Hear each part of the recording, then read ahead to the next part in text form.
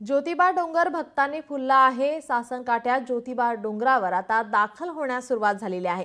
ज्योतिबाच्या नावाचा जयघोष या ठिकाणी करण्यात येतोय। महाराष्ट्र, कर्नाटकसह देशभरातील भाविकांचे श्रद्धास्थान असलेल्या श्री ज्योतिबा देवाच्या भेटीसाठी भाविक श्री क्षेत्र वाडी रत्नागिरीमध्ये दाखल होत आहेत। शनिवारी 12 एप्रिल रोजी चैत्र यात्रेचा मुख्य दिवस असून भाविकांनी डोंगर फुलू लागला आहे। ज्योतिबाच्या नावाने चांग भलचा गजर करत सासन काठ्या देखील ज्योतिबा मंदिरामध्ये आता दाखल होऊ लागले आहेत। मंदिर परिसरात भक्तिमय वातावरण निर्माण झालंय। भाविक देखील ज्योतिबाच्या नावाचा जयघोष करताना पाहायला मिळतात।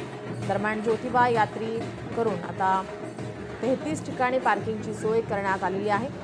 पोलिसांचा कडेकोट बंदोबस्त तैनात करण्यात आला आहे।